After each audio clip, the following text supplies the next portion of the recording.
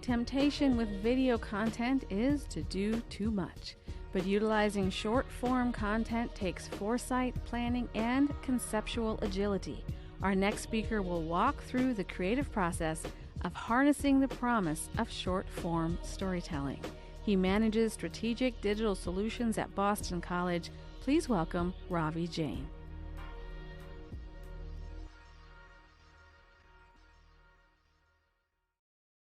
The great thing about presenting right after lunch is that I can belch freely while I give this presentation, because come on, we just had lunch, right? So, short form video content. I gotta get my little menu bar off here. Why is that there? There we go. So who is this session for? It's anyone in Sioux Falls today. Open up the doors, let everyone in. No, we're talking about creators, so while I can't see anyone, let's see a show of hands. Who's actually like creating video content? I'm just curious about this. Yep. So you got the creators, you've got the managers. How many people like manage people that create video content? More hands, yep. And then buyers. So buyers are either you're hiring for this or contracting for this. How many people have to kind of fit this into a budget? Like, yeah, we got to do a video. Yeah, okay. So, and then, you know, of course, there's all these nice little crossover, because you might be managing someone on a team, but then having to pay for an element of it. I'm going to throw out some statistics, because I heard this morning that 76% of statistics are false, right? That's what Derek said. But, and then Amanda was talking about, you know, being dismayed when you see all these videos with statistics. So I'm gonna try to just throw fuel to the fire. So 80%, you know, this is something I've seen, 80% of video content, of internet content is video in 2017. 59% of people that watch video will stay with a video for 1 minute long, and that's gonna be an important thing when we talk later. This is a ridiculous one here. 60,000 visual content is processed 60,000 times faster than written content.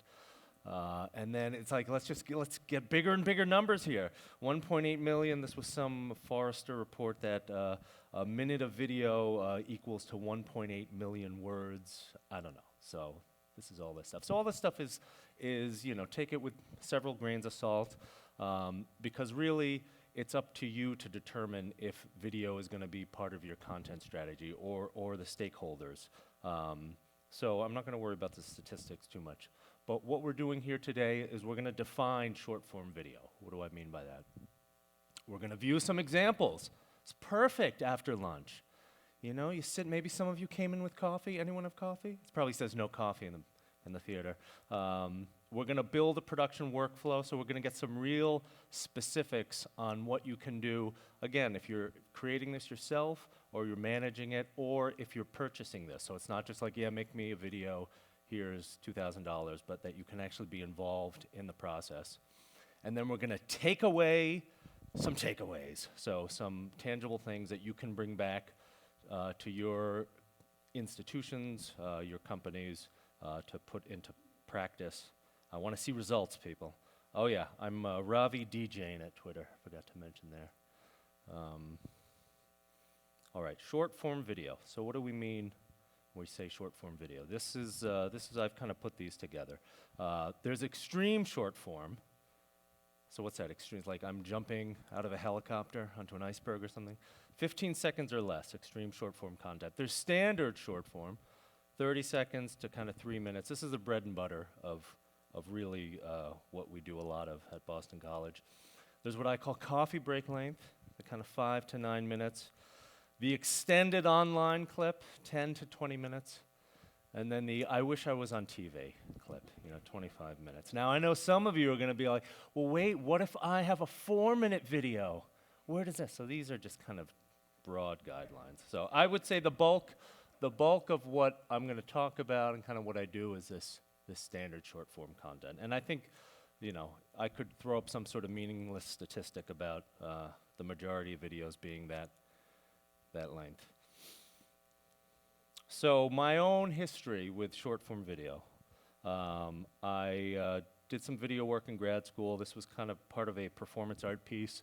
Transportation pioneering, I'd be the first one to I was the first one to go on the high-speed train, the Acela, dressed as early flight pioneers. So that was a 12-minute video I made documenting that. 3 Abreast was a web sitcom I launched in 2002, 9-minute long episodes. In 2005, long before Jerry Seinfeld and James Corden and all these other people doing content inside of cars, I actually hosted a talk show from inside my car called Drive Time. And those episodes were about 7 minutes in length. I used to work for WGBH, and specifically for a PBS series called American Experience, documentary series, great series. And so 2007, I started getting involved with creating kind of behind-the-scenes videos for the websites, and those were about 4 minutes long. So what, can you see a trend here going on? Anything? Scream it out. It's shorter and shorter, right? Yeah. So the natural evolution then takes us to 1 minute, and that's it. It's like the speed of sound. You can't go past it, right? You can't break the speed of sound, right? No. So I pitched this idea for 1 minute series of videos in Boston College, and let's just take an example. This is the latest one we did, and this was to showcase, it had a few kind of strategic goals. It wanted to showcase a brand new art museum that opened on campus, and that there was a student activity with kind of a Cuban theme that tied into the show, which was a Cuban artist and student involvement. So there were a lot of things there, but also just trying to showcase some fun that was happening there. So let's take a look.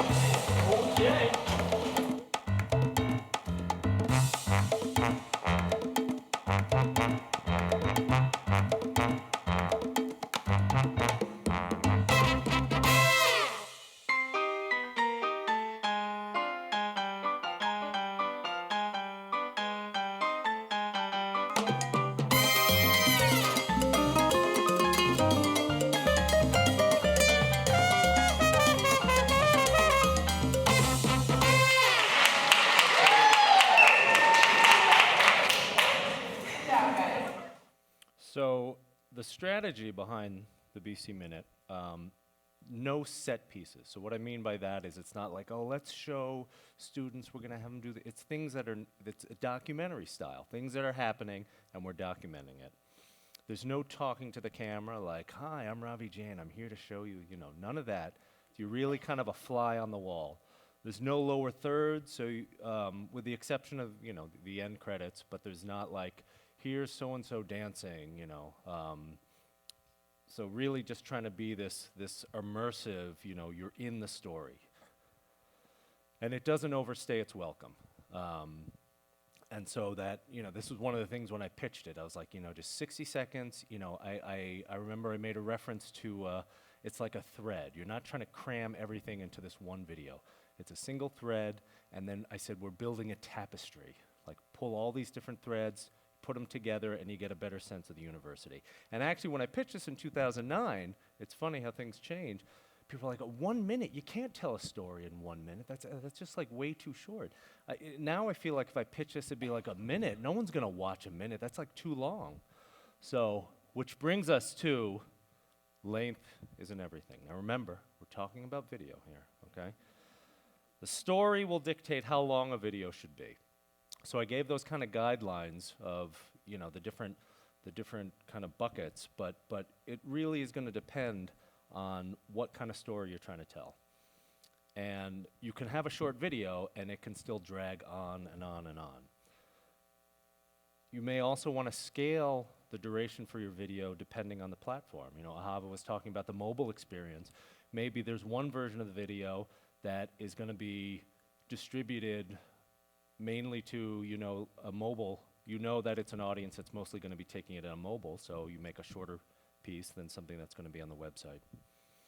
And one size does not fit all. And this actually, I think, is a really interesting concept, that instead of like the video, it's how do you parse and repurpose that. So maybe you have this video that ties in with the launch of this site, and it's got a bunch of different stakeholders and different voices in it, and it's 3 or 4 minutes long. But then 3 months down the line, you want to just pull out elements of those videos and just single little interview 45-second pieces and share those on social. So why short form video in general? So I think the thinking I have is that it hooks the viewer with the immediate storytelling. You're forced to really just like jump right into the action. There's a small investment from the user because they know it's short, and it gives you that opportunity to parse and extend the content. And that aligns with a social media strategy. You've got little morsels of content. It's perfect. All right, so we're gonna take a look. I mentioned this project Drive Time. I'm just gonna show a little montage from this and just talk briefly about the strategy behind this. This was really the first project I did that really had kind of a strategy that aligned with social media, because I put it up on a blogging platform. So this was a video blog in 2005, and the idea was to do a talk show from the car, week to week, have guests, all that kind of stuff. So this is a little montage I did a few years ago for the Webby Awards. This is my weekly video blog that I do out of my car as I commute to work. So please welcome Tony Khan. I can Ravi. say it's a pleasure to meet you. Welcome to Drive Time. How are you? Good. How you doing? I'm great. Good to meet you. Welcome to Drive Time. Very nice to meet you. Nice to meet you too. Welcome to the streets of Boston, I should Stop say. for a sec. Stop. Oh, that was almost it. How did you get to be involved in this, in Drive Time? Well, I'm married to you, and you drive me to work. There you go. So, because I don't want to take the bus, I'm the co-host. A ringing endorsement. We may digitally add my lovely co-host. Oh, okay. Should we talk as if she's here and just well, kind of look back? I don't know. If I told you I was leaving. There's no danger of the robots taking over and rebelling. The robots should not take over. It hasn't happened yet. We have problems where the robot cameras hit each other. It was frightening. Now, was this because the robots were trying to take over? They were. I think they were trying to take over the world. You're basically replacing rockets with robots. Now, how can you make sure that these robots stay loyal to you? So here's a new segment on Drive Time. It's our Drive Time Cultural Minute. We're doing a segment now. It's called Drive Time Science Friday. Is that like some? Is that trademarked? Does like NPR? Probably. You doing it right here? Yeah. The Drive Time bobsled start.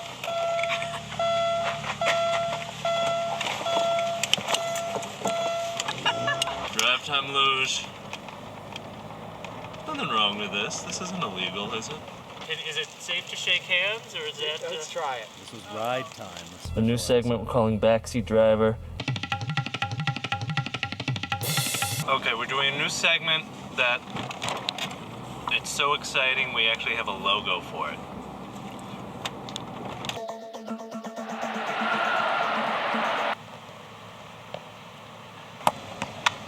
Go! Oh! Wow, we just saw a cab hit a guy on a bike. That was a close one. Damn it, we needed the Sonya Cam. Hey, Sonya Cam, over here. Hey, Sonya Cam, I'm talking to you. That's not what this is. I'm sure you get that quite often as you guys are sort of moving in towards celebrity somewhat. We got some reduced price ice cream in that. That's true. That's our big celebrity perk. That's Someone said I love Drive Time and then like gave us an extra scoop. And it's at the name. drivetime.ravijain.org.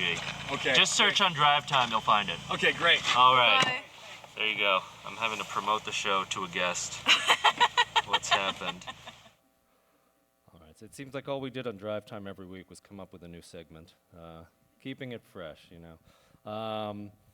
So let's really go through the steps of short form video 101. SFV 101. So the first step is really define what it is you're doing. You got to define it, and then usually you have to pitch it to someone. someone who's going to fund this or pay the bills or whatever. I had the benefit of having some of those projects I did in grad school or drive time, which I was just like, I'm going to do it for the hell of it. But even in grad school, we'll talk through, I had to pitch that. So you're going to start with all the questions you ask with any kind of content strategy. So what is it we're trying to say, or what is it the client needs to say? Where are users going to find this? Why is this important? Why is this an important story to tell? Why are we the people who should be telling the story? And then how are we going to do this? Like, how are we going to pay for it? How are we going to schedule this? These are all the basic questions you should be asking with any kind of content creation.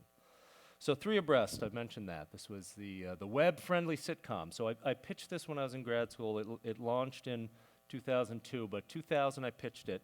And it was actually... oh, that was exciting. That was not part of the show.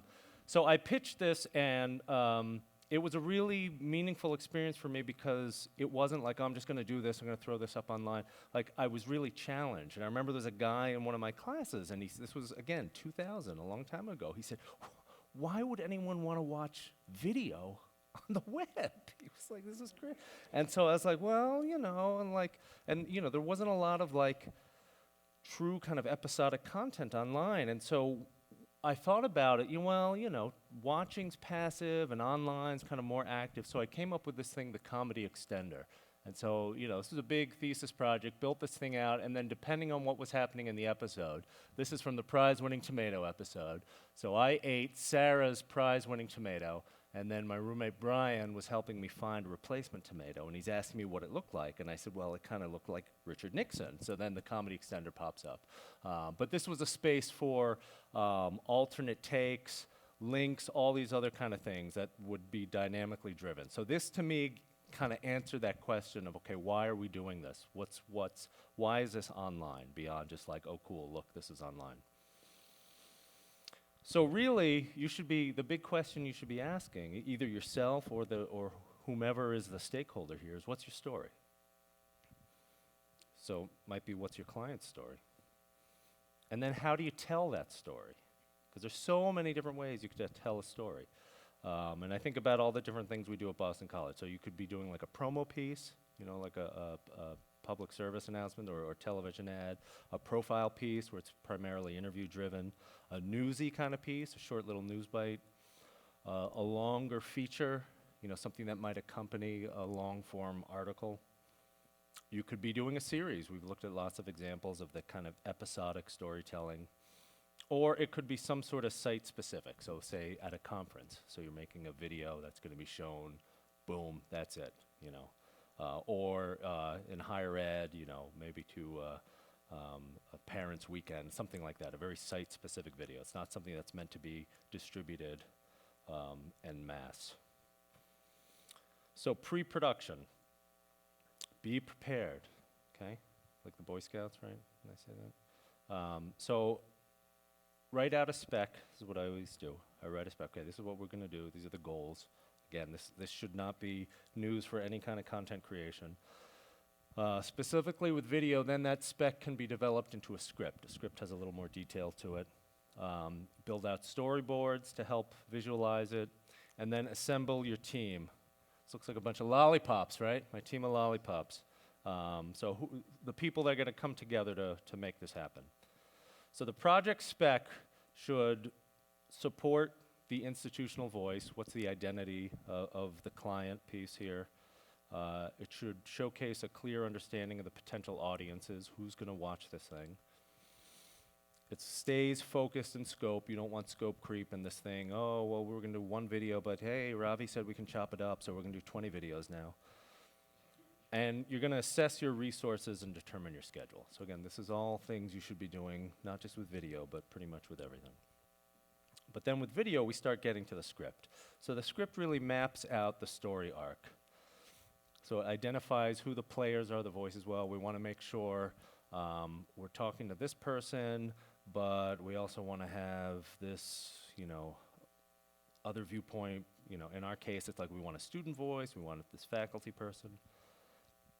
Indicate scene changes, so this is a piece we're doing for a client and they're manufacturing something, but the manufacturing plant's off-site, so we got to make sure we have some footage from that in addition to the board meeting where the CEO is talking to someone. It can incorporate transcripts, so if you've done an interview, the script's kind of a fluid piece, so you might have done the interview and then you're going to pull from the interview to pull together the script for the video. And it can be speculative. Now, this was something I learned from my time with PBS, WGBH, that they would write these scripts for these documentaries before they interviewed the people, and they would know what they wanted. So they'd be like, okay, we're talking about the Civil War, and we want so-and-so, who's this historian, to talk about the role of, the fight in Virginia, or, some sort of specific piece. Or they may not even know who's going to talk about that, but they put that in there. So don't think you have to have the transcript elements after you do the interview. You might have it before.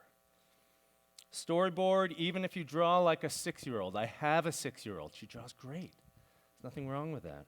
But don't feel like you have to, if you ever have those behind-the-scenes stuffs on the Blu-rays and all that kind of stuff, and they show, like, here's the storyboards, and they're always these, like, amazing, that's because these are multi-million-dollar films where they have, like, teams of people actually drawing out these beautiful storyboards. But the storyboards really just kind of showcase what the style of the shot is. So the MS is a medium shot here. This was for a Boston College Minute about the Christmas tree lighting.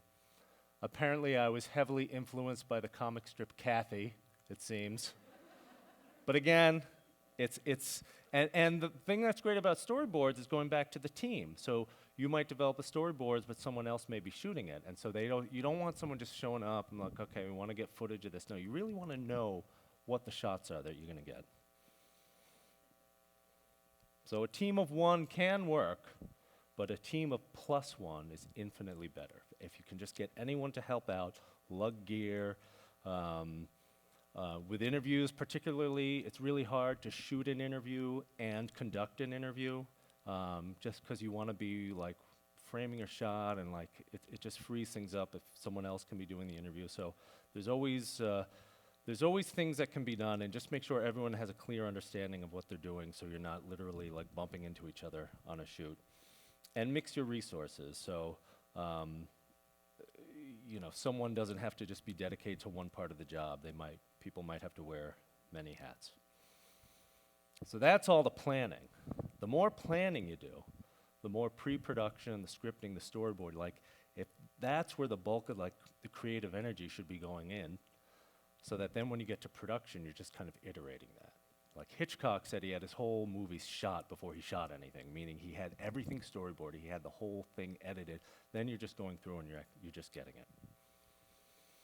So be agile, and what I mean by that is you've got a plan, but you got to be kind of nimble. So scout the location if possible to see where you're shooting. If there's there's an airplane that flies by every 10 minutes here. Okay, well that's good knowledge to have before you get there to shoot it. The great thing about scouting also is if you're interviewing someone, it can be off-putting, like the first time you meet someone, you're like sticking a camera right in their face. Like that can be a little intimidating. So like I often will do a scout without any equipment, and you just go and you introduce yourself. Hi, I'm Ravi. What's your name? Gail? Deb? It's hard to hear when you're up here on stage. Deb. Very nice to meet you, Deb. See? So now I can stick a camera in Deb's face and do an interview. But you press the flesh and you just kind of get to that level of comfort. Think quickly, but shoot slowly. And what I mean by that is you really do have to physically be agile, especially like in a university setting where, like with the Boston College Minute, those dancers in it, it's not like, okay, can you dance out like this? Because it's like, I don't know what their dances are. So I'm moving around quickly, and I'm like framing my shots and everything, but you don't want, Born Identity kind of footage. So you got to kind of run, and then you got to just like hold your shot. Hold, and then you go, and then, that kind of stuff. So, that might be extreme, but you really want to move around quickly, but then just like, don't move that camera. Your camera should seldomly move. Go with the flow. If the story goes in a different way, just go with the story. And audio and video aren't married, so this is key. That just get everything you can. You might think, oh, that's not going to work because I was moving to set that shot right when this person started saying this thing, and I can't use it. Well, no, you got the audio, so maybe you use the last half of that shot. And while he's saying that stuff, you cut in a shot of someone listening or something like that. So you can always work. The more stuff you have, the more you have to work with. And repeated actions for the win. So if something's happening, like those dancers, they didn't just dance once. They danced 3 times that night. So I could get a shot from above. I could get a shot from the side, all those kind of things. And capture. All right, so we're going to take a look just at a little bit of a video. We won't watch the whole thing, but this was well, I won't even say much about it, but what I will say is this was going to start as a Boston College Minute, so no interview, anything like that, but I came prepared. I brought a microphone in case I wanted to do an interview, and it wound up becoming a different piece, so I wasn't stuck with it, but we'll watch a bit of this.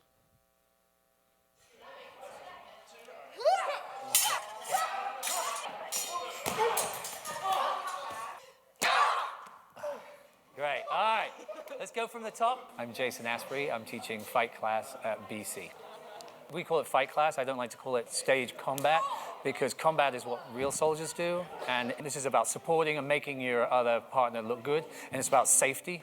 And it's about telling stories. What I was thinking we'd do is we'd do the warm-up. I'll do it with you, but I've got 2 broken ribs, so I might not do it full out. And then it goes on. So that, I did that little interview at the very end. I'd gotten all this footage, and I said, you know what, you have 5 minutes? And, he said this really meaningful stuff. I don't call this combat because that's what soldiers does. That's what soldiers do. And this is really about safety. It's about, so it was I was like, okay, this is great. And so I was like, okay, this isn't going to be a BC Minute. This is going to be something a little different. And then that last shot there before I stopped it, where he's like, well, we might have to move things around a bit because I broke 2 ribs last week. That wasn't in that footage that I had there. You see, he was a little blurry in the background, but I liked that little sound bite. So I had that from some other point. So you really just kind of weave all this stuff together. And so speaking of the importance of audio, anyone know what this is from? This is 70s obscure references days. What was that? My friend Deb, who I have this long-standing relationship that goes back minutes. No, you said French Connection? You are wrong, Deb. Deb and I have such a strong friendship that I can call her out. It's not French Connection, but that was a good guess. Conversation. Who said that? Sarah. My other friend, Sarah. I have 2 friends, Deb and Sarah. Conversation, yes. This is a great movie. Around the same era as French Connection. So the thing with audio is, bad audio can really ruin a good video. You can have something that looks great, but if you didn't mic someone up and it sounds all roomy and all that kind of stuff, it's really going to ruin it. Or you can't even understand the person. So microphones obviously are key. Headphones to monitor if you can. Getting room tone. People know what I mean by that? We're just going to be quiet and we're just going to listen. See, there's a lot of stuff. You're never in a completely quiet space. There's always something going on. And the reason you want to have room tone is when you're editing things together, there might be a 1 second where you got footage of this, but someone was, cackling and you don't want to use that. And so you don't have any sound. And if you're playing the video, it'll be the sound cuts out. So you want to just have that kind of room tone that you can just put in there. Same thing with getting kind of ambient noise, crowd noise, just kind of get all this stuff. It's like a soup. You're putting it all together. Music. I'm not going to talk a lot about music, but I've been using music more and more. And if you want to follow up with me, I can tell you some of the resources we use. There's a lot of great resources to purchasing licensed music. For affordable, for $50, you can get a piece of music that then you can use. There's also options for free music and all that kind of stuff. Always make sure you can actually use the music. You can't just throw up, I'm going to put this U2 song and throw it up on a video. Especially if you're on YouTube, it's going to get flagged. So now that you've shot everything, you've planned it out, you've got everything planned out, you shot all your stuff, now the post-production is where the all comes together. So the key thing, I can't stress this enough, is to log your footage. And what I mean by logging your footage is going through every single thing you shot and writing down what it is. Okay, here's this, student slashing another student with a sword in class. Here's this person doing all that. All the audio pieces, the interviews, you gotta just log. I hate logging. I hate logging footage, but it's like the most important thing because you don't wanna be scrambling to see what do I have, what do I not have. You wanna have all of that stuff logged. So the visual metaphor I give is that you're hugging a log, you're embracing a log. If I was a character in Twin Peaks, well, if I was a character in Twin Peaks, come on. But if I was a character in Twin Peaks talking about video production, embrace that log, okay? So log. So they're bringing back Twin Peaks next month. It's coming back. So I've been able to like stick that log lady in there in this presentation, and it's great. So we've all had a good laugh. We've learned a few things here. Let's bring it all to a halt. Talk about early Soviet film. What could be more fun than talking about early Soviet film? I'm going to talk about a gentleman named Lev Kuleshov. Has anyone studied early Soviet film? Anyone here? You know? It's like Econ 101, early Soviet film, fits right in there. So Lev Kuleshov was a Soviet filmmaker in the 19-teens, 1920s. And he was also, as many of these Soviet filmmakers were, a theorist about this. He would think about this stuff. He'd write about this stuff. It was a very exciting time for filmmaking because it was a transition from this time of, okay, yeah, motion pictures, it's going to be like a stage production and you set a camera up and then stuff happens. Well, these guys were challenging that. They were like, well, what if we move the camera? What if we put the camera on a car and like drove along? Like, what if we started like cutting different scenes together? So like all these things that we take for granted when we watch like a commercial for like Campbell Soup or all this kind of stuff about montage and editing and all these kind of things, a lot of them were developed by these guys in the Soviet Union. So Lev Kuleshov is primarily known for this thing called the Kuleshov effect. Now, if you look online, you'll see references to this with like video clips or images. There is no existing footage of this experiment I'm going to talk through. So these are probably recreations that were done in the 30s or the 40s that many people mistakenly say this is his footage, but it's not. So what Lev Kuleshov did is he worked with the preeminent actor, like give me, who's our best actor or actress today? Like the Meryl Streep, of early Soviet cinema. It's a person who's like, that's the best. So he took this actor, and then he put together these sequences, and he showed them to the audiences. So the first one, it had a bowl of soup, and then it had a picture of this actor kind of, longingly looking at this soup. Then the next shot was of this dead girl in a coffin. And then the actor, kind of looking sorrowful. And then the last one was this, seductive woman laying back, and then, this picture of him kind of with lust in his eyes. And of course, it was all the same shot of him every time. It was just a shot of him just looking at the camera. So, but viewers thought, oh my God, he's so great. He's emoting this hunger. Oh my God, I saw the sorrow in his face, and the lust, the fire in his eye, and everything. But it was just the same shot of him. Like it was like copy and paste kind of thing, again and again. And so this is commonly spelled out as A plus B equals more than A plus B. This is like kind of common knowledge for us, but this was mind-blowing because it was showing you that it's not like, okay, here's my shot and that's all that matters. Okay, now here's this shot, that's all that matters. No, there's something that happens with the juxtaposition. The meaning of this first shot can change based on that second one. So this whole concept of sequencing, this is like the foundation of dynamic editing and film editing and why you kind of match shots and reaction shots, all that kind of stuff comes out of things like this. So really, really, it was revolutionary stuff, and it's still completely applicable to what we do today. So in terms of sequencing, I remember when I started doing video stuff in the 1980s as a young lad, it was all editing in camera, because you'd have some friend whose, mom and dad had a VHS camcorder, so you would make your movies, and you'd hit record, and then you'd hit pause, and then move, and we're trying to make our action movies and all that kind of stuff. And so really it's like your first shot, your second shot, and it's this whole editing within the camera. So the great thing with digital filmmaking is it's a sculptural approach. You can really easily do things out of sequence. So not just in how you produce it, but also how you shoot it. So let's say that example where there's the company with the production plant that's off-site. If you're gonna open with stuff in the production plant and close with it, you're not gonna go to the production plant, shoot some stuff, then go back to headquarters, shoot interviews and do all that stuff. Oh, we gotta go back because we gotta end with the production plant. No, when you go out to the production plant, you're gonna get all the footage you need. So it ties into how you produce things as well as how you edit things.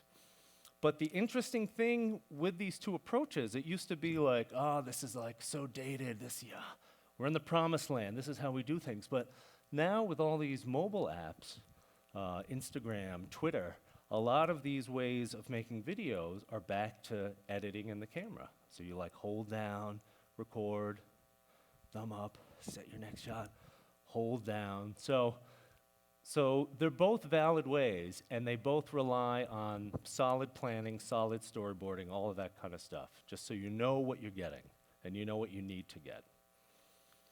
So now you've got your video, it's all finished, right? And then you're done, right? No more battles to fight, right? No, these are all the battles right here.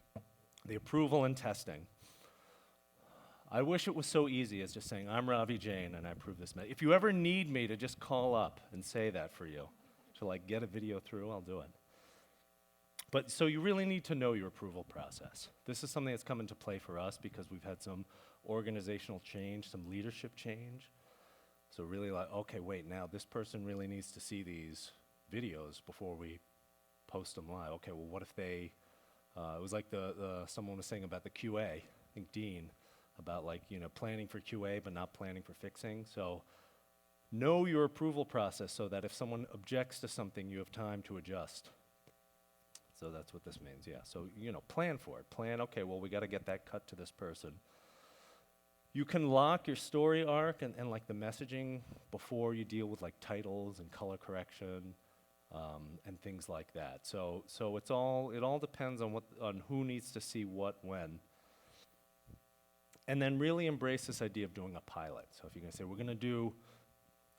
gonna showcase these 10 people in this company that have been hired in the last year, and they're gonna talk about, why they came to this company. Great, so plan that out, everything, but you know what, let's shoot one of them. Shoot one of them, get it through that whole approval process, the branding, everything, and really treat it like a pilot. You don't wanna do 10 of these and then someone says, I hate them all, and then you gotta redo 10. You wanna get that pilot, get the concept locked down, and then you know what you have to do for the other 9. Plus, you've gone through the process of making one, so you're like, you know what, it really would have been better if we got that footage of them showing up to work. We had to go and do a reshoot of that. So you can just plan things better when you kind of embrace this pilot concept. And then test things out, because it's not always a straightforward process when you're working with video. So test things out on the site, test things out on the browsers. I'm going to show an example. We've been doing more with 360 video. Talk about testing. You can test the heck out of it, and things are still wonky, depending on the browser, the device, the behavior. View it in context. So if it's in a test mode, make sure you've got it as real. So this is a case where you don't just lock it down before you put the titles on. No, get everything set. I've seen issues with sometimes you have the titling in the bottom of a video, but then if someone just hovers over, in YouTube, the play bar will jump up, and then suddenly it's covering the text. So those are the kind of things you want to test out, oh, okay, maybe we should move that up. And then just test with audiences if possible. If you're doing something in our case, for prospective students, we'll try to get some young people to look at it. And then once you've tested it, once it's all set, it's approved, you got all the approvals, You're almost there. Launch and engaging your audience. So if a video plays in an empty forest, right, what happens, right? This could be, is this South Dakota? Do they have forest trees? Something like this? Yeah. But really, you want to integrate this rollout across all the regular channels. So social media, that's how, it's one of many ways. Where are you going to put this on the site, your video? You know, a lot of the great examples and practices that have been delivered here today about content strategy. Email marketing, we do a lot with email at Boston College. Print, we do a lot with print. Print is alive and well, you know? And again, so maybe this is something that we're gonna do a video and it's gonna be highlighted in a magazine or in some sort of mailer for a course registration. And then self-promote. So if you're involved in any kind of project and you're really excited and you're happy about it, you've got all these kind of official channels, but you know, unless it's some sort of like legal reason you can't be promoting this thing, share it. Share it with friends on Facebook or Twitter or whatever. Just like the more you can just kind of get these things rolling out and rolling freely, people will share them. And it's in the best interest of everyone. So I'm going to show, this is a short piece. This is a kind of a more recent video, and it has the kind of social media integrated into it. So this was for the School of Education at Boston College. They were starting a social media campaign, the school itself, where they wanted people to say why they chose a school, Lynch School of Education, LSOE. So they had this hashtag, I chose LSOE, and they wanted students and alums, all this kind of stuff, to write out why they chose a school and put the hashtag on and share it on Instagram, Twitter, Facebook, all that kind of stuff. So to get the ball rolling, they said, you know what, we're going to get a bunch of people together and we'll do a photo shoot of this. So then I said, well, why don't you do like a video of the photo shoot, and then maybe you can incorporate some of those photos and then kind of really have it as like a kickoff. And so they love that idea. So just going to showcase this. So this really has, you know, the social media strategy is an integral element to this.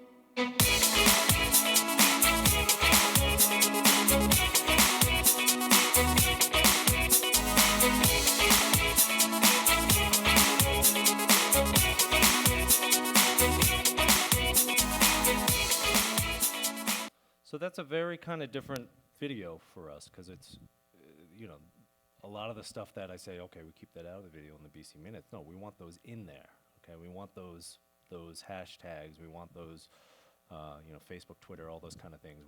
That's how we want people to be getting this information. Similarly with social media, one thing, if you go on, you know, a Twitter stream or anything nowadays, it's like so many of these, you know, started as 140 characters, now are like video elements, you know, animated GIFs, cats, things like that. So I thought I'm gonna pull out something just right this morning. I'm gonna put a fresh example. So this was on my Twitter feed from this morning, and it's something from I guess the MLB Network. Some guy, I don't know what this is, jumping over, he's jumping over a catcher and showing this thing. And I'm showing this because last night we had a lovely dinner with some of the other speakers, and then I was telling Corey I was going to come back and I was going to run through my whole presentation. I was going to work on it last night, and this was me literally jumping into bed last night. That's how I felt, because I was so exhausted. So I, of course, did that all this morning. So one thing, though, I'd like to see more with something like this is, okay, what is this? Because I don't know what this is. Like, so this would be a perfect example to have a link to maybe the full video, or like maybe there's something funny about this story, like a blog entry about it, something like that. So I think these are really effective and can be effective. But it's nice if it's placed in some sort of context. If you go to my Twitter page, I've actually pinned a tweet because it was just recently the 15th anniversary of Three Abreast.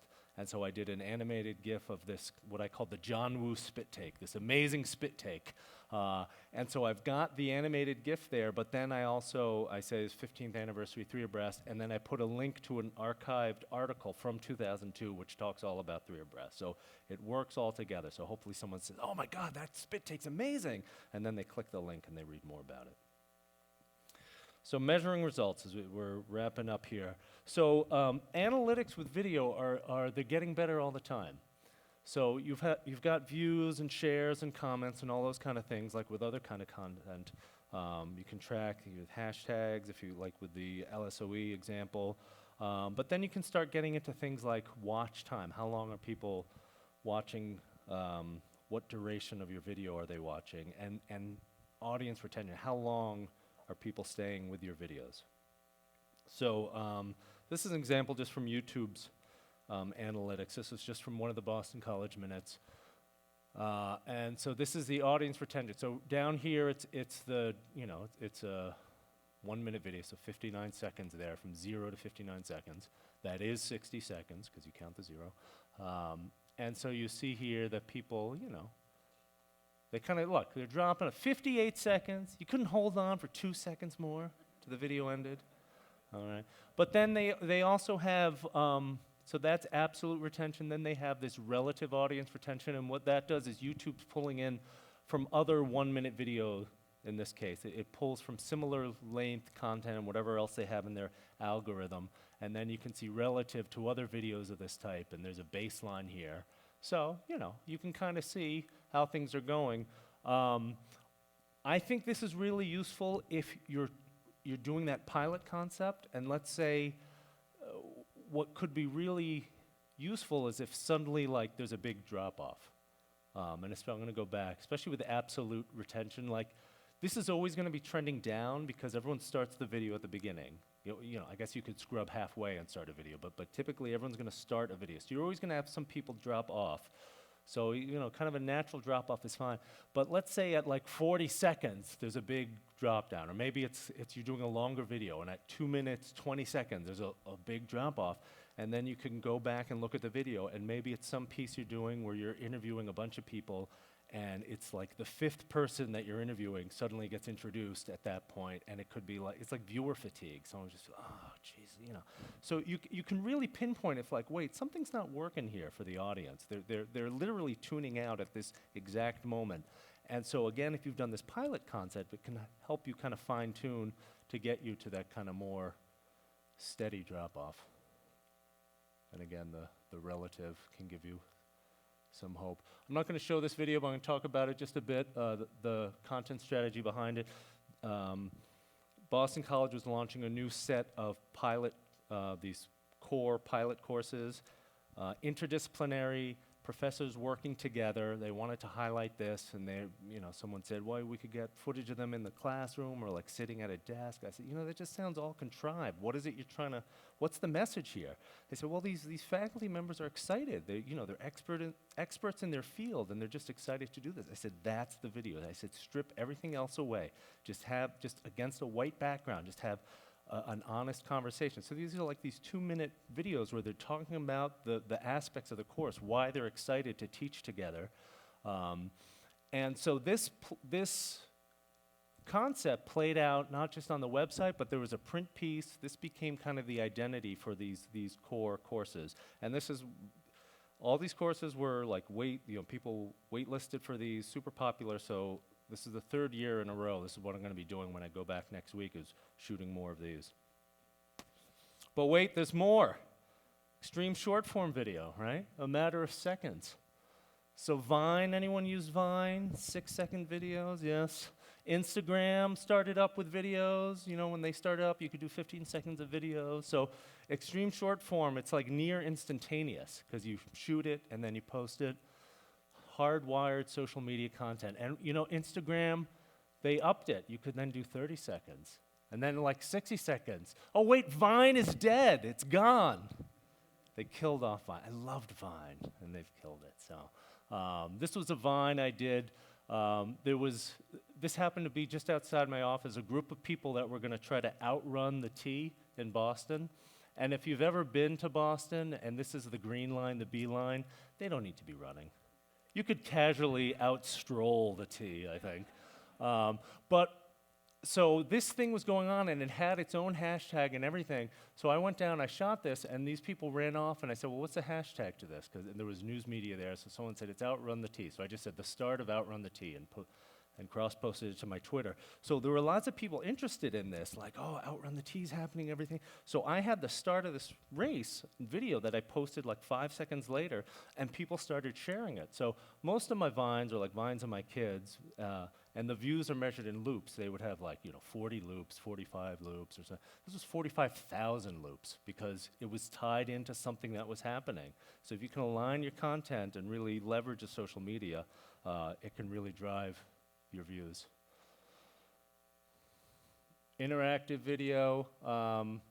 This I'll just briefly just show kind of the idea with this, with 360 video, that you can physically move things around. One of the systems that we're working on right now is reconstructing the cycling of water and carbon dioxide. So this is really kind of experimental stuff. This is the last thing I'm going to show. I just want to say we think about this working in digital media like we're doing this all like, there's a lot of these concepts have been around for a while. And I'm going to just showcase this. This is an example I found where NBC News came up with this idea in the early 80s to do a news digest. I wish I could have been in like the pitch meeting for this. They said, let's do a news program, but it's 1 minute long.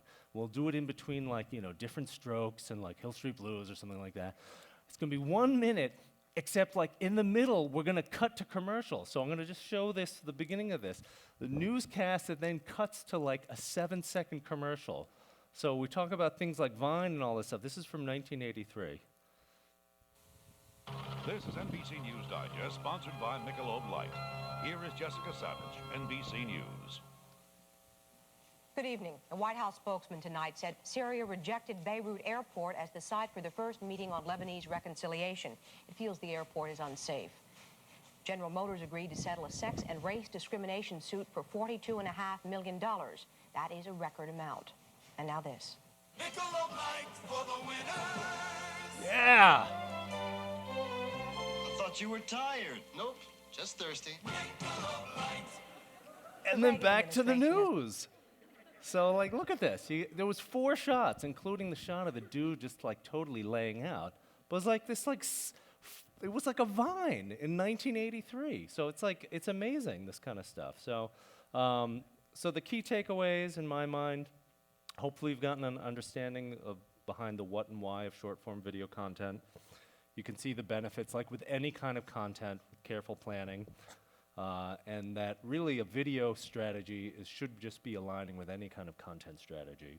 And these platforms evolve, just like any kind of web content platform. So you're going to have to continue to test and try things out. And yes, failure is an option. So that 360 video I did has very few views, but I'm hoping that maybe it leads to some other stuff we do with 360 video, because we certainly learned a lot through the process. Thank you very much. Again, Ravi Jain on Twitter. Find me on LinkedIn. Find me at BC. Or better yet, talk to me today. I'll be hobnobbing with Deb after this, my new friend. All right. Thank you, everyone.